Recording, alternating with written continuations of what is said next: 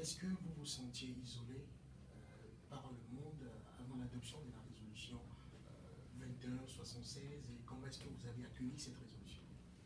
Non, disons que Air France faisait un vol quotidien. Il y a Royal Maroc qui venait et il y a Air Bruxelles qui venait.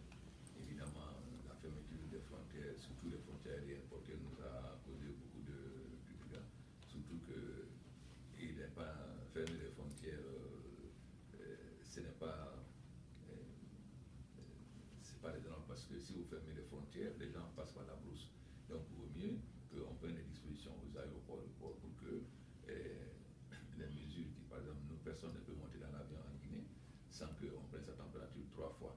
Donc, on ne peut pas, si on a même un peu de fièvre, on vous retourne. Donc, c'est les mêmes dispositions qui ont été prises à l'aéroport de Maroc, de Casablanca, de Bruxelles et de Paris. Nous espérons que les pays africains enverront la même chose parce qu'il faut isoler l'Ebola, non pas isoler les pays. Parce que c'est pour combattre un mal, on crée un mal plus grand, c'est-à-dire la crise économique. Et l'inconvénient, c'est qu'aujourd'hui, à cause de ça, c'est toute l'Afrique. Vous savez, il y a déjà eu les réservations même dans des pays qui sont très loin. Donc en fait, c'est toute l'Afrique qui va en souffrir. C'est pourquoi il est très important que chacun comprenne. L'OMS a demandé qu'on ouvre les frontières de l'Union africaine, Nations Unies. Mais nous sommes vraiment très très satisfaits de la résolution du Conseil de sécurité parce que nous sommes avec déjà 150 pays. Donc la mobilisation de la communauté internationale est extrêmement importante parce qu'il faut considérer l'Ebola pas comme un problème de la maladie de Guinée, mais comme un problème mondial. Donc il faut une réponse globale.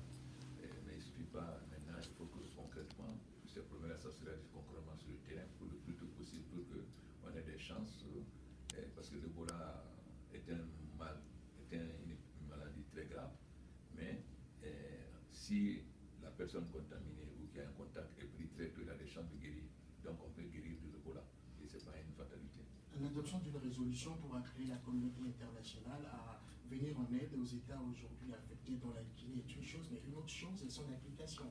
Vous êtes à New York certainement pour un plaidoyer. Quel sera votre plaidoyer en direction de la communauté internationale? Bon, nous avons une réunion le 25. Et, en tout cas, il y a 3 choses. Il y a d'abord l'action immédiate pour pouvoir renverser la tendance et arriver à être passé à un seul malade dans un pays, on n'est pas sorti. Donc l'action la plus urgente, c'est ça maintenant, c'est qu'il faut faire concrètement pour enrayer et faire disparaître l'Ebola. Ensuite, il y a le renforcement de nos capacités hospitalières, parce qu'il faut qu'aujourd'hui, nos hôpitaux aient des équipements qui leur permettent de pouvoir identifier n'importe quel virus et prendre des mesures tout de suite. Et la troisième chose, c'est l'impact économique, parce que l'Ebola va avoir de graves impacts sur notre économie. Donc, l'aide budgétaire dont nous aurons besoin pour faire face au manque à gagner dans les recettes, dans les investissements et tout, etc. C'est les 3 points fondamentaux que nous allons demander à la communauté internationale. Mais le plus urgent, c'est d'envoyer tout de suite sur le terrain des médecins, des équipements, des laboratoires mobiles pour que les gens ne meurent pas et qu'on puisse prendre les gens à temps. Oui, la même résolution demande aux États de fournir déjà un effort avant d'être soutenus par la communauté internationale. Du côté de la Guinée, quels sont les efforts qu'on peut retenir aujourd'hui de votre gouvernement pour mieux contenir la maladie? Nous, en Guinée, on avait déjà pris beaucoup de mesures, ce qui fait qu'on était presque vers la fin, mais avec les frontières, etc. Donc aujourd'hui, le gouvernement a pris, nous avons nommé un coordinateur national avec un compte pour éviter la bureaucratie. Nous avons organisé nous-mêmes à partir de notre budget un certain nombre d'actions concrètes. Nous avons acheté du matériel, etc. Nous avons déployé des médecins sur le terrain et nous avons formé des gens. Donc l'effort même du gouvernement déjà a permis, avant même l'aide internationale, grâce à la coopération avec Médecins sans frontières, CDC et l'OMS, et de faire beaucoup déjà sur le terrain.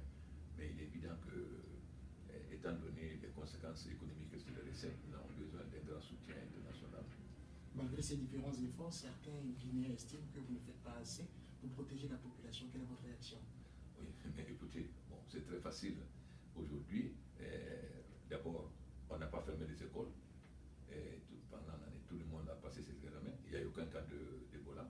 Tout le monde va, quand vous allez à Conakry, la vie est normale. La preuve, l'école française vient d'ouvrir, l'école libanaise a ouvert. Et il est évident que vous savez, il y a une résistance. Et certains y contribuent en disant aux gens, non, l'Ebola c'est faux, ou bien c'est le gouvernement qui invente, etc. Mais par contre, nous avons eu l'exemple de Télimini, c'est une préfecture où il y a eu le cas d'Ebola. Toute la communauté s'est mobilisée et l'Ebola est fini. Donc le problème que nous avons aujourd'hui, c'est la communication pour convaincre les gens que l'Ebola existe. Et deuxièmement, que l'Ebola n'est pas une fatalité, que lorsque vous êtes en contact, vous avez un peu de fièvre, si vous allez voir le docteur, tout de suite vous avez des chances de guérir. Sinon, évidemment, les malades vont rester chez eux, se cacher. Évidemment, ça va dépendre. Demandez à l'OMS, MSF sans frontières, ce qu'ils pensent de ce que le gouvernement guinéen a fait. Je pense qu'ils sont les mieux placés pour savoir si nous avons fait les efforts qu'il faut ou pas. Ce n'est pas ce que les Guinéens disent, c'est ce que les organisations MSF, EMS et CDC disent. C'est la façon dont nous faisons face à l'Ebola. Et qu'est-ce qui fait que les Guinéens aujourd'hui sont toujours hostiles à la sensibilisation contre la maladie? Je veux évoquer le cas de Ouamé dans la sous-préfecture de Ouamé, par exemple, où il y a eu 8 morts et 9 portés disparus jusque-là. Est-ce que ce n'est pas une crise? Ouamé, ce n'est pas toute la Guinée. Je vous ai déjà donné le cas de Télimini, où là, il y a eu le cas d'Ebola. Les gens ne recevront plus d'Ebola, ce n'est pas vrai, et ils se sont mobilisés et il n'y a plus d'Ebola. Ensuite, dans les autres pays, à Conakry par exemple, le seul problème qu'on a, c'est en région forestière, frontalière avec le Libéria, il y a beaucoup de gens qui inventent, qui disent qu'il n'y a pas d'Ebola, etc. Bon. Et puis, vous savez, il y a des traditions, lorsqu'il y a un mort, etc., on l'a touché. Donc, il faut qu'on sensibilise les populations. Il y en a eu 8 quand même.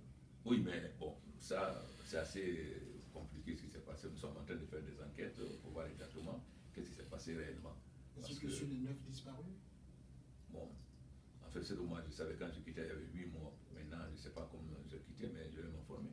Mais nous sommes en train maintenant d'organiser une grande sensibilisation en région forestière. Parce que c'est le Bec de Peur qui est là où il y a le centre. Bon, comme on raconte beaucoup d'histoires aux gens, bon, vous savez, quand tu vois aussi les médecins habillés comme des cosmonautes, on a dit aux gens, par exemple, quand vous allez à Tonka, on vous coupe les oreilles, bon, il y a les guérisseurs qui disent non, non, on peut guérir, etc. Donc, il y a quand même une grande sensibilisation. Et ça, c'est l'effort du gouvernement guinéen qui doit faire une grande sensibilisation des populations. Et j'ai demandé à tout le monde, la société civile, les syndicats, tout le monde, de se mettre dans cette sensibilisation parce que l'Ebola, ce n'est pas une affaire du gouvernement, c'est une menace contre l'économie de la Guinée. Donc, il faut un sursaut national et une unité nationale pour faire face à cette maladie. Y a-t-il pas une crise de confiance entre les autorités aujourd'hui et les populations à la base, puisqu'il y avait au sein de cette délégation un gouverneur et un préfet, par exemple? Mais vous savez, le problème n'est pas pourquoi, depuis qu'il y a l'Ebola en Guinée, il n'y a jamais eu d'attaque. Vous savez, les populations, que ce soit en Guinée, pourquoi le président Sierra Leone a décidé de garder chez eux les gens pendant 3 jours chez eux? Parce que beaucoup de malades se cachaient, ils étaient hostiles. Donc ce n'est pas seulement en Guinée, c'est une question de compréhension des populations. Donc c'est la sensibilisation. D'autant plus qu'il y a des gens qui désinforment les gens, les blancs viennent pour vous tuer. Et puis ensuite, il y a des centres, il y a un centre à Guégrou, un centre à Conakry. Bon, si on envoie des malades à Guégrou, s'ils meurent, évidemment, ils ne reviennent pas. Donc il y a une grande explication. Mais il y a des régions, par exemple, où les populations à Massanta étaient aussi, aujourd'hui non. Donc ça dépend de la sensibilisation. Ce n'est pas une question de confiance ou pas, c'est une question de sensibilisation des populations. Parce que si les gens ne croient pas aux malades, ils n'ont jamais vu des médecins habillés, vous voyez, comme des cosmonautes, etc. Bon, ça effraie un peu les populations. Donc c'est facile de leur dire, faites attention, ils viennent vous piquer pour vous tuer. Alors vos adversaires politiques disent par exemple que vous ne réagissez pas face à la détresse des populations. Allez-vous les associer dans ce combat qui est collectif? Vous venez de le notifier. Chacun décide ce qu'il veut. Moi, j'ai lancé un appel national, j'ai reçu tout le monde et j'ai dit que toute la Guinée doit se mobiliser pour faire face. Maintenant, chacun prend ses responsabilités. Et moi, je crois que demander à l'OMS, à Médecins sans frontières, à CDC, si le gouvernement guinéen fait des efforts ou pas. Il suffit seulement de poser la question, c'est pas de poser, il faut demander aux médecins qui sont sur le terrain, est-ce qu'ils sont contents pour la direction du gouvernement guinéen? Je pense que c'est la meilleure réponse. Allez-vous prendre des mesures hardies, comme c'en est le cas au Libéria par exemple, où les gens sont mis en quarantaine pour être mieux traités? Quelles sont les actions fortes futures à prendre? Mais quelqu'un qui est malade d'Ebola, ce n'est pas un criminel. Pourquoi on va l'isoler? Mais si vous isolez les gens, vous les condamnez à mort. Nous souhaitons que les gens, dès qu'ils sont atteints, qu'ils viennent à l'hôpital. On a des centres à Guéguédou et à Conakry. Au contraire, ce que nous voulons aujourd'hui, c'est que les soins se rapprochent de la communauté, c'est-à-dire qu'on ne déplace pas la personne Et que c'est pourquoi nous nous battons pour qu'il y ait des hôpitaux, par exemple, nous avons des malades en France, etc. Mais celui qui a, c'est comme avant le sida, mais le fait d'avoir l'Ebola, c'est pas sa faute, c'est pas un criminel. Pourquoi vous l'isolez ou l'obligez à mourir? Alors que si les malades sont pris à temps, ils guérissent. Vous savez, il y a beaucoup de malades qui sont guéris en Guinée et maintenant qui passent par la sensibilisation. Donc, c'est pas la répression qu'il faut faire contre les gens qui sont victimes. Si vous faites la répression comme s'ils étaient des criminels, il faut isoler l'Ebola, non pas isoler la personne du pays.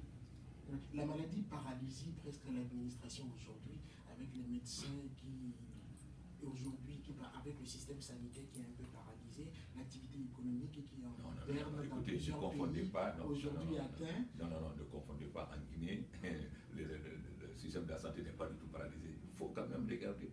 Il faut voir ce qui se passe au niveau des 3 pays. Chez nous, le système de santé n'est pas du tout paralysé. Médecins sans frontières dit que les médecins n'ont plus... Pas en Guinée, non. Ils n'ont jamais dit ça en Guinée, demandez.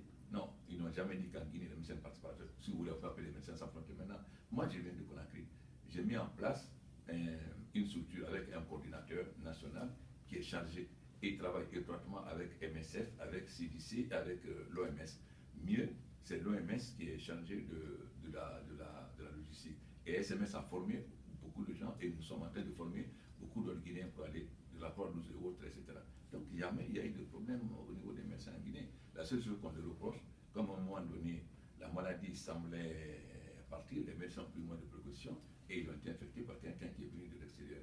Médecins sans frontières n'a jamais, il ne faut pas confondre la situation dans les 3 pays. Médecins sans frontières n'a jamais dit que les médecins, aucun médecin, la preuve, vous allez à Conakry aujourd'hui, tout le monde va casser les opérations, la preuve, l'école française a ouvert, l'école libannaise a ouvert. Nous avons retardé l'ouverture parce que nous voulons mettre dans toutes les écoles des systèmes de sécurité pour que aucun malade ne puisse rentrer, et pour qu'on prenne la température régulièrement de tout le monde. Dès que vous avez 38, on vous envoie à l'hôpital. C'est tout, parce que comme on a beaucoup d'écoles et qu'on ne veut pas, donc on est en train de prendre des mesures pour ne pas ouvrir les écoles en octobre. Donc vous pouvez voir, demander à vos correspondants, tout le monde va à ses occupations en Guinée. Qu'en est-il des activités économiques? Ah là, c'est autre chose, parce qu'il y a une telle psychose sur le plan mondial, il y a une telle panique. Il y a un journaliste qui m'a demandé tout à l'heure si on a distribué à temps des préservatifs. Qu'est-ce que les préservatifs vont avoir avec l'Ebola?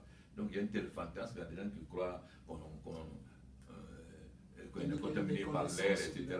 Bon, il y a un fantasme, il y a une méconnaissance de la maladie, et la presse il joue un grand rôle, parce que c'est la presse qui monte, et ils ne s'informent même pas, ils ne savent même pas comment on est contaminé. Donc ils créent une panique à partir de ce moment-là. Comment voulez-vous que les hommes d'affaires viennent? Heureusement qu'il y a des gens qui comprennent. Par exemple, Air France continue à avoir un vol quotidien. C'est la même chose pour Royal Air Maroc. Et nous venons de tenir un forum au Maroc avec les Guinéens. Donc les Marocains viennent, les Guinéens vont au Maroc, etc. Le Mali n'a pas fermé sa frontière avec la Guinée. Donc le Mali a une grande frontière avec la Guinée. Ils n'ont pas fermé. Et il n'y a aucun cas d'Ebola au Mali venant de Guinée. Dans ce contexte, l'année prochaine, le pays va organiser les élections? Non, moi je suis là pour parler d'Ebola, ni pour l'élection. Pour le moment, le problème n'est pas la politique, le problème est la survie de la Guinée et de nous battre pour l'Ebola. Je ne suis pas dans la politique pour les élections. Pour le moment, mon problème, c'est comment éradiquer l'Ebola en Guinée. Monsieur le Président, merci.